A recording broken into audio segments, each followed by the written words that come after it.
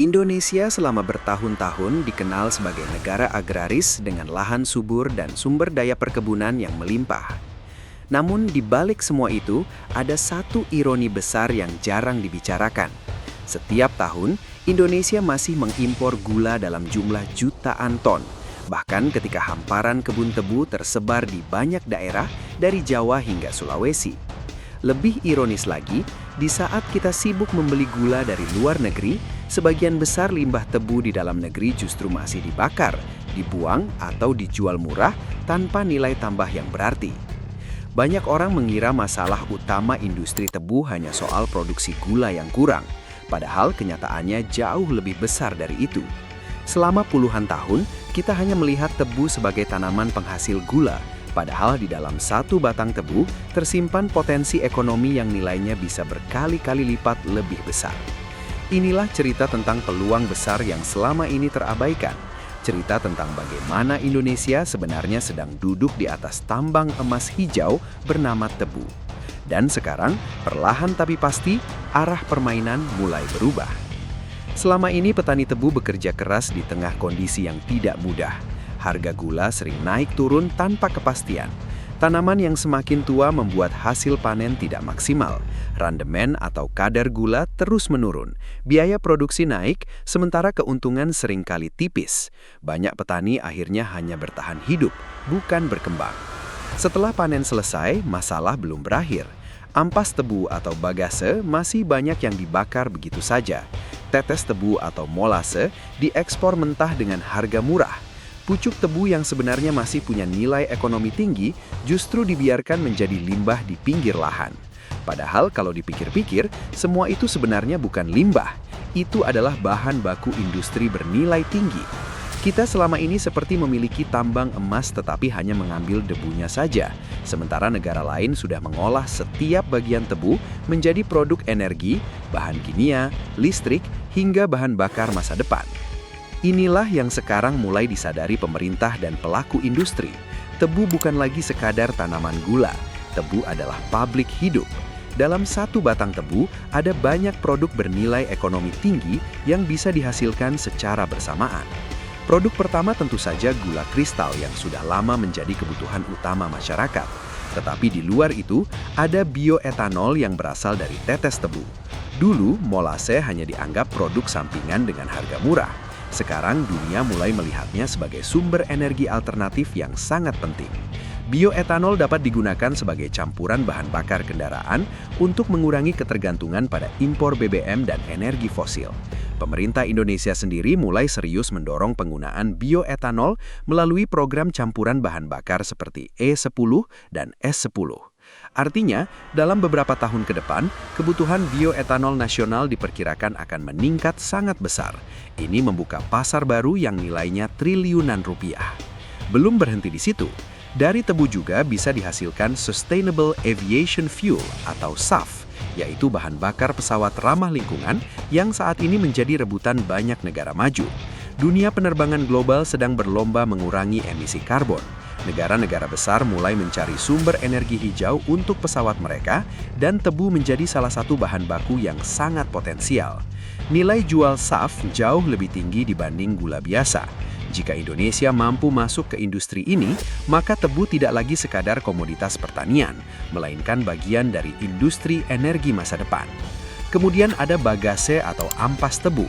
Selama ini banyak yang menganggapnya sampah, padahal bagase bisa diubah menjadi biomasa untuk pembangkit listrik, bahan baku kertas, hingga pupuk organik. Di beberapa negara maju, limbah tebu bahkan sudah menjadi sumber energi listrik bagi kawasan industri. Lalu ada pucuk tebu yang ternyata bisa diolah menjadi silase pakan ternak berkualitas tinggi. Ini sangat penting, karena Indonesia masih mengimpor bahan pakan ternak seperti jagung dan kedelai dalam jumlah besar. Dengan memanfaatkan pucuk tebu, ketergantungan impor pakan bisa dikurangi, sekaligus menciptakan sumber pendapatan baru bagi petani.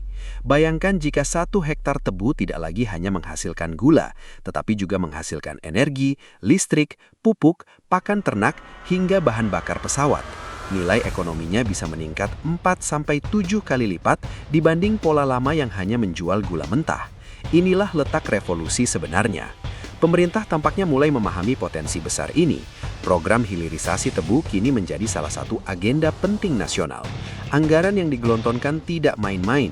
Pengembangan kawasan tebu diperluas hingga ratusan ribu hektar. Target swasembada gula konsumsi dipasang untuk tahun 2028. Sementara swasembada total, termasuk kebutuhan industri dan bioetanol, ditargetkan tercapai pada tahun 2030. Tidak hanya itu, pemerintah juga menyiapkan bantuan benih unggul, program bongkar ratun untuk peremajaan tanaman, hingga skema kredit usaha rakyat khusus tebu dengan plafon besar dan bunga rendah. Program ini melibatkan banyak pihak, mulai dari Kementerian Pertanian, BUMN, pemerintah daerah, swasta, hingga TNI. Artinya, ini bukan lagi proyek kecil, melainkan gerakan nasional. Yang menarik, pusat pertumbuhan tebu nasional kini tidak lagi hanya berfokus di Pulau Jawa. Sulawesi mulai muncul sebagai pemain baru yang sangat menjanjikan. Sulawesi Selatan sudah lama memiliki basis perkebunan tebu yang cukup kuat, terutama di wilayah Bone, Sopeng, dan sekitarnya. Dengan dukungan program nasional, kawasan ini berpotensi berkembang jauh lebih besar. Sementara itu, Sulawesi Tenggara mulai menjadi sorotan baru. Pemerintah daerah bersama investor sedang mendorong pembangunan pabrik tebu di Konawe Selatan. Pabrik ini tidak hanya fokus pada produksi gula, tetapi juga produk turunan seperti bioetanol dan pakan ternak. Ini penting karena hilirisasi hanya akan berhasil jika industri pengolahannya tumbuh di dekat sumber bahan baku. Keunggulan Sulawesi dibanding Jawa cukup jelas. Lahan masih luas, biaya produksi relatif lebih rendah, dan tekanan kepadatan penduduk tidak sebesar di Jawa. Selain itu, posisi geografis Sulawesi dekat dengan jalur pelayaran internasional, sehingga lebih mudah untuk distribusi dan ekspor. Dukungan pemerintah daerah juga sangat kuat, karena mereka melihat industri tebu sebagai peluang besar untuk menggerakkan ekonomi lokal. Kalau program ini berjalan konsisten, bukan tidak mungkin dalam 5-7 tahun ke depan, peta industri tebu nasional akan berubah total. Selama puluhan tahun, industri perkebunan Indonesia sangat Jawa-sentris, tetapi sekarang arah baru mulai terlihat. Sulawesi berpotensi menjadi pusat baru industri gula dan bioenergi nasional. Yang paling menarik sebenarnya adalah dampaknya terhadap masyarakat desa. Hilirisasi tebu bukan hanya soal pabrik besar dan investasi triliunan rupiah. Ini juga soal menciptakan lapangan kerja baru di pedesaan. Dari sektor pembibitan, pengolahan pakan, pupuk organik, distribusi hingga industri energi, semuanya membutuhkan tenaga kerja dalam jumlah besar. Petani juga tidak lagi bergantung pada satu sumber pendapatan. Selama ini kalau harga gula turun, penghasilan mereka langsung terpukul. Tetapi dengan sistem hilirisasi, petani bisa mendapatkan tambahan pendapatan dari penjualan molase, biomasa, atau bahan baku pakan ternak. Pendapatan menjadi lebih stabil dan risiko usaha lebih kecil. Bagi pelaku usaha, peluangnya juga terbuka lebar. Industri silase pakan ternak, pupuk organik, biomasa hingga pengolahan bioetanol masih sangat luas untuk digarap. Bahkan banyak sektor di industri ini yang pemainnya masih sedikit. Artinya peluang masuk pasar masih sangat besar. Bagi investor, momentum saat ini bisa disebut sebagai fase emas awal. Dukungan pemerintah sedang tinggi, pasar sedang tumbuh, dan kebutuhan energi alternatif global terus meningkat. Negara-negara yang mampu membangun industri bioenergi lebih cepat akan mendapatkan keuntungan ekonomi yang sangat besar di masa depan. Secara keseluruhan, hilirisasi tebu adalah salah satu langkah paling strategis yang dilakukan Indonesia dalam sektor perkebunan dalam beberapa tahun terakhir.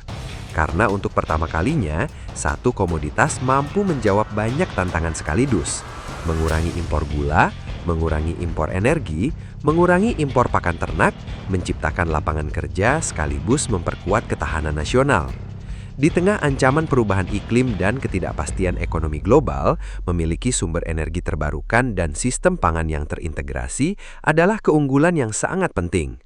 Dunia sedang bergerak menuju ekonomi hijau, dan tebu bisa menjadi salah satu tiket Indonesia untuk masuk ke era baru tersebut. Dalam beberapa tahun ke depan, mereka yang mulai bergerak lebih awal kemungkinan akan menjadi pemain utama. Petani yang berani beradaptasi, pengusaha yang mulai membangun industri pengolahan, dan investor yang melihat peluang sejak sekarang berpotensi menikmati keuntungan besar di masa depan. Karena pada akhirnya, tebu bukan lagi sekedar tanaman biasa. Tebu adalah simbol perubahan, simbol bahwa Indonesia tidak harus terus-menerus menjual bahan mentah dan membeli produk jadi. Kita bisa mengolah sumber daya sendiri menjadi produk bernilai tinggi. Tebu adalah emas hijau yang sedang tumbuh di tanah Indonesia. Dan pertanyaannya sekarang bukan lagi apakah potensinya ada atau tidak. Potensinya sudah sangat jelas. Pertanyaan sebenarnya adalah siapa yang akan bergerak lebih dulu untuk memanfaatkannya.